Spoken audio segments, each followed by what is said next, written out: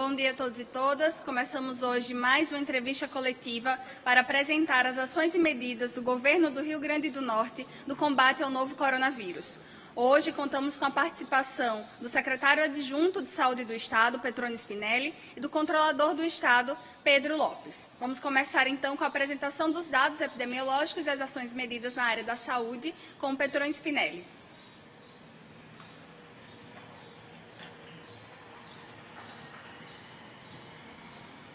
Bom dia a todos e todas. Vamos começar apresentando os números. Nós temos alguns números extremamente preocupantes e a gente precisa passar para a sociedade, mas são 3.086 suspeitos, 2.682 descartados, 708 confirmados, 708 confirmados.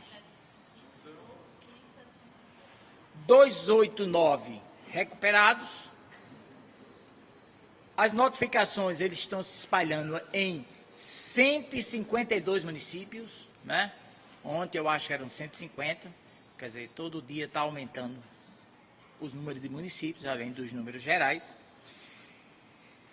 E, infelizmente, nós temos 5 óbitos que aconteceram nos últimos tempos. Melhor, que foram confirmados nas últimas horas. Porque é bom lembrar sempre que alguns óbitos não ocorreram nesse período, mas apenas foram confirmados com os exames. Nós temos ainda 8 óbitos em investigação. Então, nesse momento, nós temos 34 óbitos em várias cidades.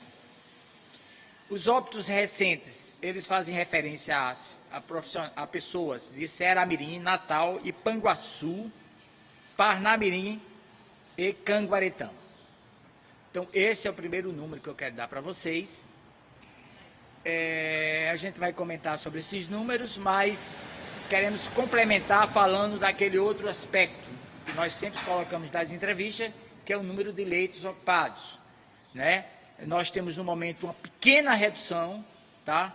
Então, nós temos alguma coisa em torno de 28,5% de leitos ocupados, lembrando que nós precisamos manter uma margem de 70% de leitos ocupados para o período mais crítico da doença. Estamos correndo atrás disso, esses números mostram isso, e com a perspectiva de reduzir um pouco mais. A ideia é que a gente possa entrar no final de semana com novos leitos abertos e, consequentemente, essa taxa um pouco menor. Quero ressaltar também que é importante lembrar que esses leitos são distribuídos por vários serviços. Serviços que tratam Covid e serviços que precisam ter leitos Covid, como, por exemplo, maternidades, oncologia, assistência à criança, cirurgias, traumatologia. Esses hospitais que fazem atendimento geral, eles precisam também ter leitos Covid. É importante lembrar, então, que, além da distribuição por regiões, há uma diferença da ocupação. Boa parte dessa taxa de leitos disponíveis não ocupados estão localizados na região do Seridó e na região do Alto Oeste. Os leitos tensionados de Natal e Mossoró continuam num nível bem mais alto do que esses 28%, que nos traz uma preocupação adicional. Tá? No momento, nós temos 107 pessoas internadas, 42 suspeitos e 65 confirmados. E esses infectados, 65, por coincidência, estão em terapia intensiva, ou seja, em UTI ou semi-intensiva. Tá? Acho que, de um modo geral, esses são os primeiros dados que a gente quer passar para vocês, querendo ressaltar sempre aquela preocupação que sempre colocamos aqui.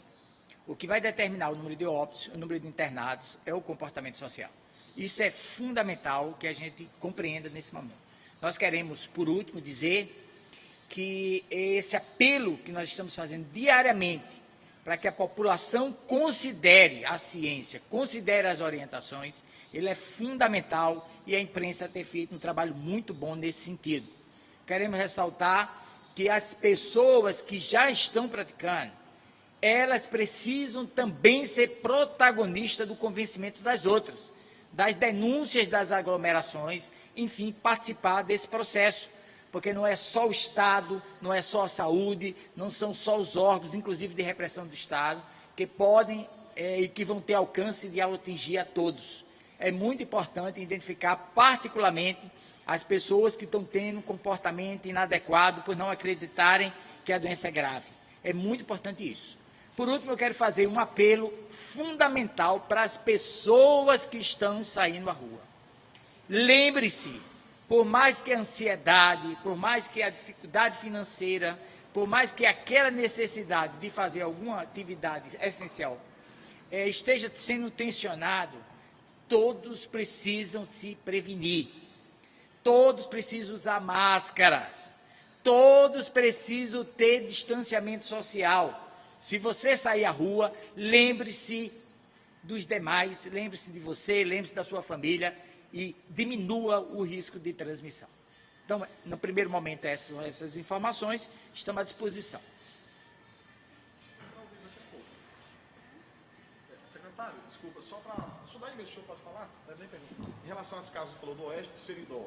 Eu estava anotando aqui outra informação que o senhor passou, do Oeste e Seridó. Se trata de quê, em relação ao número de leitos? Não, o que eu disse foi que o Alto Oeste, Alto Oeste e o Seridó, a pressão por leitos está sendo bem menor, que explica que esse número ele não se aplica para Natal nem para Bolsonaro. A pressão do leito lá é menor, né, no caso, a necessidade. Pode falar?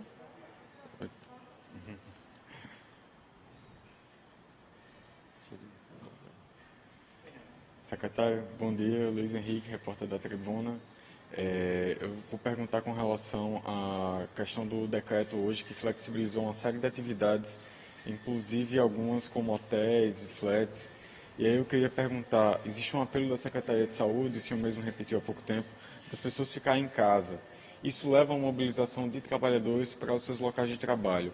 Não é um pouco contraditório essa questão do que foi liberado no decreto e essa recomendação de permanecer em casa? Como é que as pessoas podem se adequar a isso, né? Como é que elas podem continuar em casa e ter que sair para trabalhar? Nós precisamos ter muito claro que o decreto, os decretos, de modo geral, a normatização, ele obedece uma lógica.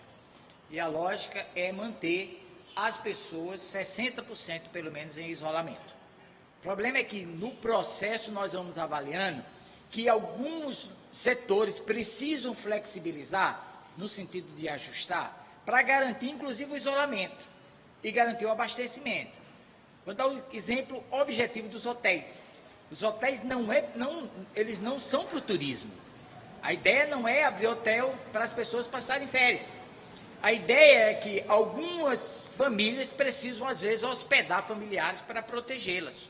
Alguns profissionais que trabalham e que precisam trabalhar, que, por exemplo, transportam, por exemplo, são de setores de manutenção, de montagem de equipamentos, quantos não precisam estar na rua e fora do estado, tá? E precisam se hospedar de algum canto. Então, a lógica da flexibilização ou do ajuste, eu não gosto de não flexibilização, porque dá uma sensação de afrouxar, de relaxar, e na verdade não é isso.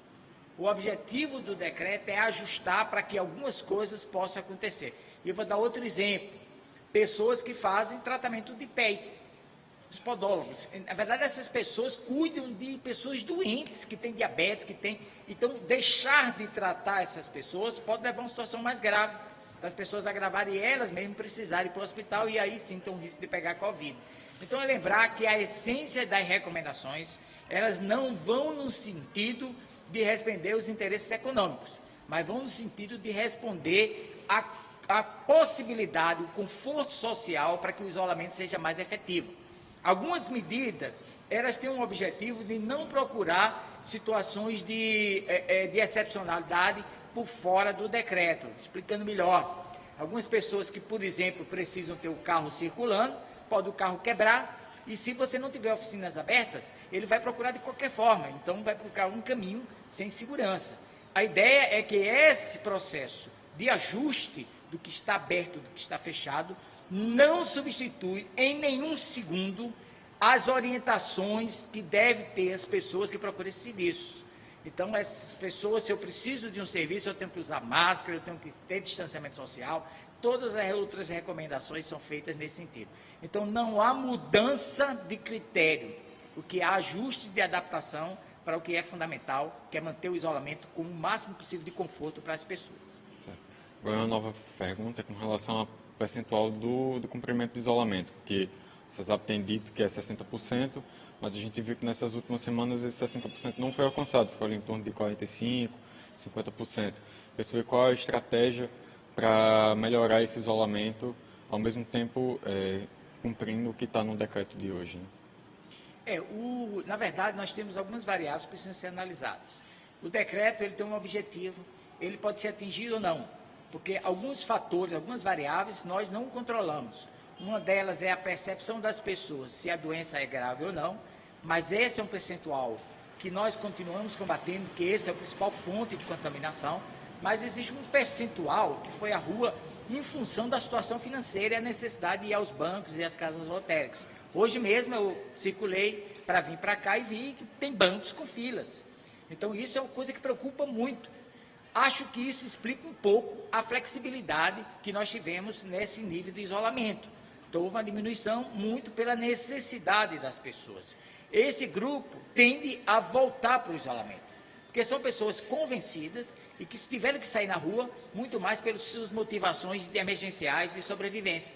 A porcentagem que sai à rua sem acreditar na doença, e isso é o que mais preocupa, porque essas pessoas que estão tensionando abrir o comércio de forma arriscada, de forma não planejada, essas poderão sim estar induzindo as pessoas a imaginar que o momento já está de maior tranquilidade, quando não está. Nós estamos numa luta desesperada ainda para segurar a curva e ter leitos suficientes nesse sentido. Então, para explicar que o nosso objetivo essencialmente é esse, os decretos e as ações de informação, de sensibilização, outras ações associadas, tá certo? Como ações vinculadas ao uso de máscara, né, como ações vinculadas à proteção adicional aos idosos e os vulneráveis, e por último a sensibilização social, que é um trabalho que vocês vêm fazendo de forma muito importante, e também, quando necessário, o uso da força repressiva. Secretário, bom dia. Mara Godeiro, da TV Tropical. Eu queria que o senhor explicasse direitinho essas 5 mortes que foram confirmadas. Ontem havia um número de 9 casos em investigação, hoje 8. Então, essas mortes, o senhor falou que elas não foram contabilizadas nas últimas horas, mas eram casos em investigação. Então, assim, as minhas contas não bateram. Então, eu queria que o senhor explicasse direitinho para a gente. Ok. Então, é só explicar que, na verdade, os óbitos eles aconteceram no dia 22, no dia 21, no dia 21, 2, no dia 21, no dia 21, 3 e no dia 21. Tem 4 mortes, na verdade, aconteceram no dia 21. Tá? Então, esses óbitos aconteceram, eles estavam naquela hora sob investigação. Esses 8 óbitos que estão em investigação, eles não têm a ver com esses números, já são óbitos adicionais que apareceram. Que apareceram os novos, infelizmente é isso. Quer dizer, essa conta não é assim, eu tiro da investigação quando se confirma, mas isso não quer dizer que novos óbitos não aconteçam e que não entrem em investigação. Bom dia ainda, né, secretário? Gostaria de perguntar também aqui, 5 mortes confirmadas nas últimas 24 horas, Ceramiri, Panguaçu, Canguaretama, Natal e Parnamirim. Esse de Parnamirim já se trata do caso daquela Robervânia, que estava sob investigação, aquele primeiro caso que pode ter sido a primeira morte? Infelizmente, ainda não, tá? O que significa que nós podemos, nas próximas horas, ter mais esse em Parnamirim, ok? Porque, como eu já expliquei antes, esse caso do óbito, há mais tempo, por incrível que pareça, fica mais difícil a investigação do que os recentes. Porque os recentes são realizados aqui em Natal. E esses são encaminhados. Como o Brasil todo estava encaminhando, boa parte do Brasil, desculpem, estava encaminhando para Belém, então a investigação em Belém, ela passou a ser muito complexa, porque aí teve todo um processo de dificuldade de realização desses exames. Continuamos cobrando para que esse resultado apareça e que a gente possa ter uma definição, né? Porque é uma questão realmente muito dramática, isso ainda está em questionamento, apesar de que, quero repetir aqui, que infelizmente toda morte que tem algum componente respiratório deve ser considerada pela família, por todos, como suspeito de Covid, e o comportamento tem que ser como se tivesse certeza que era Covid. Tá? Outra coisa, gostaria de perguntar aqui também, a gente falou aí 107 pessoas internadas, 65 em leitos de UTI. E quantos leitos de UTI ainda tem à disposição, caso seja necessário mais internações pelos próximos dias? Bem, de um modo geral, nós temos uma quantidade de leitos de UTI, de respiradores. Porque nesse momento a gente meio que está fundindo a lógica de leito de UTI e de CTI. Porque nesse momento é fundamental entender que respiradores. Nós temos 333 respiradores, de um modo geral, nos hospitais do Estado. 333 nos hospitais do Estado. Sim. Nesse momento, nós temos 98 disponíveis nos hospitais do Estado com respiradores para COVID. Né? A ocupação já foi dita aqui, né? Nós temos no momento 28 ocupados em respiradores e nós temos uma previsão, realmente estamos ultimando, né? Para que a gente tenha abertura de novos leitos de hoje para amanhã, porque é fundamental isso. Lembramos também que essa parceria de abertura de leitos, ela é fundamental que aconteça com as prefeituras, por 2 motivos. Primeiro, que os hospitais que tratam Covid, eles não podem ser responsáveis pela porta de entrada. As pessoas não podem entrar nos hospitais que tratam. As pessoas só podem entrar quando são encaminhadas de outros serviços. Então, as portas de emergência, eles são localizadas nas UPAs, nos pronto-socorros municipais e em outras unidades. Isso é muito importante, por isso que a parceria com os municípios é fundamental. E nós estamos tendo isso. E a segunda coisa é que existem também os hospitais, os leitos dos hospitais municipais, particularmente em Natal. Então, nós estamos estreitando mais ainda os últimos detalhes com o Natal, para tentar fazer uma ajuda final e o Natal poder dar plenitude aos seus leitos, há um esforço da Secretaria Municipal, né, e há um esforço, enfim, de todos os gestores do SUS, para de forma sincrônica, de forma articulada, a gente ter possibilidade de ter os leitos acima, pelo menos na medida do possível, e na medida do comportamento social, permita a gente ter sempre leitos a mais do que as necessidades. Essa é a expectativa. Obrigada. Não por isso. Muito obrigada, Petrone Spinelli. Nós agora chamamos Pedro Lopes, controlador do Estado.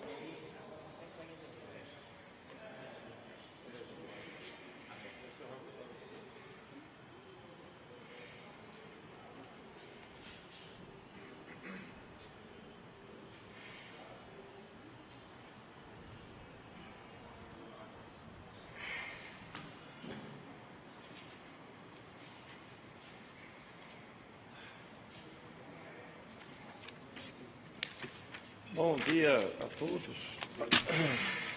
Bom, vamos falar hoje sobre o decreto 29.634, que foi publicado, né, que trata de medidas de saúde e de distanciamento social para o enfrentamento do coronavírus. O governo do Estado, ele prorroga as medidas de isolamento social até o dia 5 de maio, a partir desse decreto, e as atividades escolares ficam prorrogadas até o dia 31 de maio. Tá? Esse decreto ele traz algumas novidades em relação às orientações anteriores e podemos destacar que ele tem assim, 2 vertentes.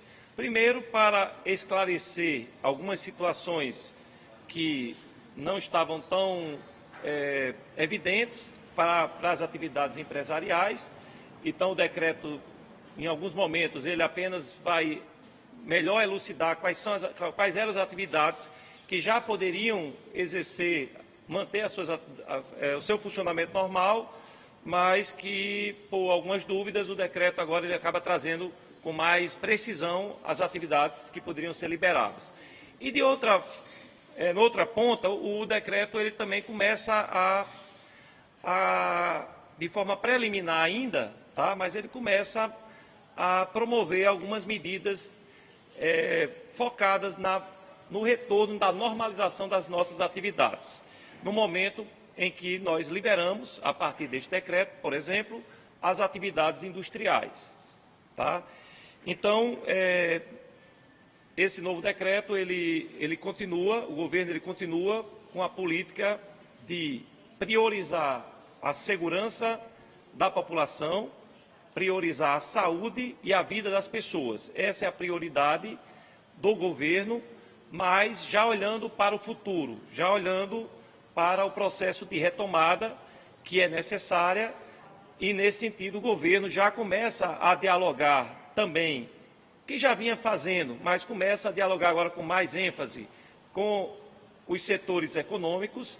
Então já está sendo constituído um comitê integrado por indústrias, pelo comércio, pelo próprio governo e pelos municípios, para começar a fazer as tratativas de protocolos para, quem sabe, na próxima versão do decreto, que seria a partir do dia 5, iniciarmos uma nova fase onde comecemos a retomar uma normalidade que não vai ser instantânea, integral, será gradual, mas sempre atendendo protocolos de segurança que devem ser observados tanto pelo governo como pelas empresas, especialmente pela população. Então, esse seria, a princípio, nossos primeiros apontamentos em relação a esse novo decreto publicado hoje pelo governo do Rio Grande do Norte.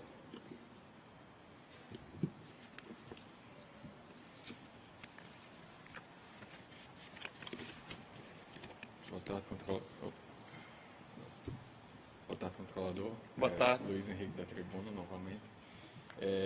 Com relação ao decreto, existem algumas atividades como de manicures, cabeleireiros, barbearia. Queria saber qual foi o critério para a liberação dessas atividades, se elas também são incluídas de alguma forma como essenciais ou se foi um outro critério utilizado para elas.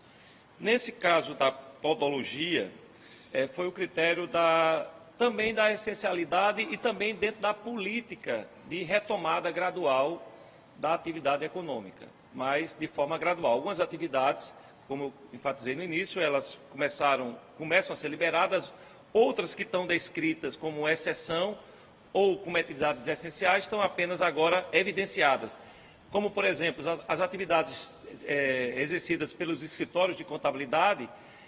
No entendimento do governo já poderia ser exercida, mas não estava expresso que a atividade contábil poderia ser executada. Então, agora, nessa versão, já se coloca claramente para não ter nenhuma dúvida. A outra pergunta é com relação à fiscalização. Nessa primeira parte, a gente viu uma certa dificuldade do governo de fiscalizar, até pela questão pessoal mesmo, né, de recursos humanos. E agora, esse leque de atividades foram estendidos e aqueles critérios de segurança permanecem, né? Como o governo vai se reorganizar para tentar fazer com que esses estabelecimentos que agora estão abertos também sejam fiscalizados? Pois bem, na última quinta-feira, o governo anunciou a instituição de uma força-tarefa coordenada pelo PROCON, com a participação da Controladoria Geral do Estado, Polícia Militar, Polícia Civil, exatamente para poder iniciar o processo mais intensivo de fiscalização em relação ao cumprimento do decreto de isolamento social. A partir desse trabalho, já tivemos 2 notificações que foram bastante evidenciadas pela imprensa, e a ideia é que a gente continue e intensifique cada vez mais esse decreto, a fiscalização desse decreto. Inclusive, reitero aqui nesse momento o uso do canal 190.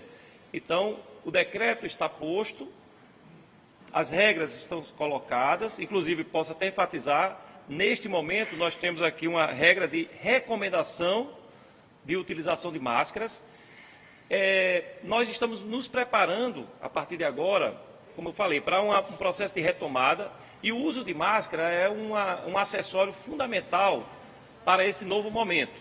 O governo não pode exigir ainda porque há falta de material no mercado. Contudo, a partir da parceria que o governo realizou com as indústrias têxteis, né, especialmente Guararapes, Coteminas, as 78 oficinas do Prosertão e demais indústrias têxteis, além do Sinuscom, 7 milhões de máscaras em pelo menos 2 meses vão estar à nossa disposição e para fazer distribuição para as atividades essenciais, para idosos, cuidadores de idosos, população de baixa renda. E essas indústrias estão mudando o seu parque industrial para poder potencializar e aumentar essa oferta de máscara aqui no Estado. Então, a partir desse momento, a regra da obrigatoriedade da máscara vai ser exigida. E o governo ele vai intensificar o processo de fiscalização para o cumprimento do decreto em cima das regras dispostas no seu regulamento.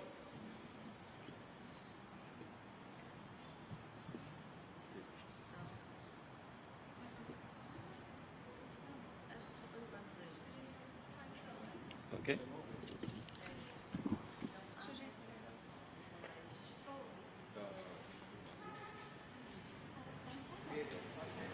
Aí você chama ele para o púlpito.